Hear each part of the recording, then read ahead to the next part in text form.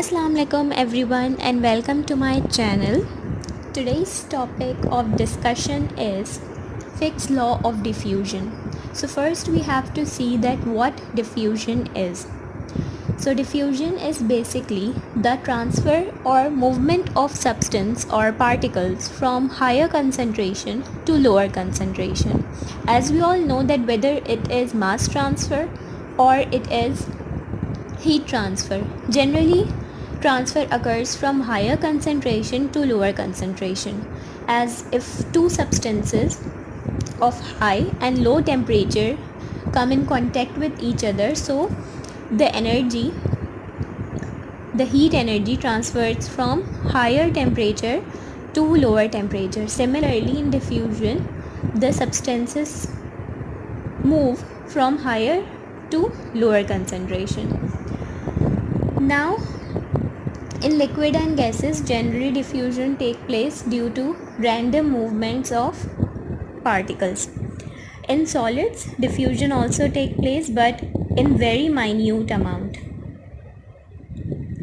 So here, let's discuss the first law of diffusion, which is flux is directly proportional to the gradient. If more specifically, we can say that diffusional flux is proportional to the concentration gradient. What does it mean? That if we divide a container into two compartments by semi-permeable membrane, as you can see in the diagram, semi-permeable membranes allow some of the particle to transfer to the other compartment, right? So we can see that with respect to time, the particles which are in left compartment are shifted towards the right one. This process is known as diffusion. So what does Fick's formula say? It says that F, which is diffusional flux, is directly proportional to the concentration gradient, or we can say that change in concentration with respect to distance. Here distance is x. After the removal of proportionality sign, d is the proportionality constant, which is here diffusivity coefficient. Now, what does negative sign here means? It simply shows that with respect to time or with respect to distance, gradient concentration decreases. So the gradient is negative. If something is decreasing with respect to distance, its gradient will be negative. But flux could not be negative. Like we cannot say that diffusional flux is negative. So to counter the negative gradient, we just say that we just apply negative sign in the formula so that the flux remains positive. Alright, and as flux and gradient are directly related, so with respect to time, as gradient decreases, flux also decreases.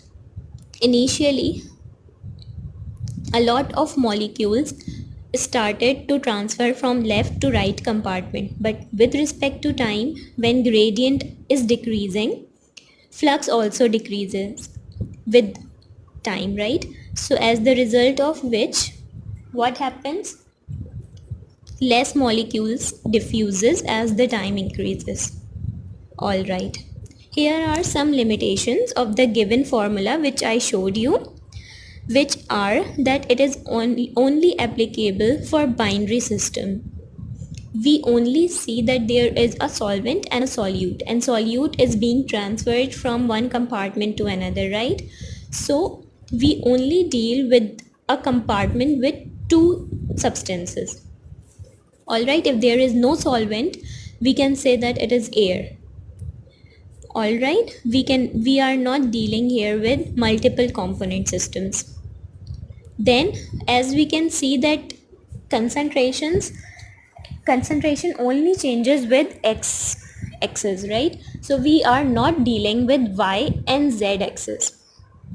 So it is only applicable for unidirectional diffusivity. If we are considering y and x axis also, then the term dc over dx includes dy and dz also.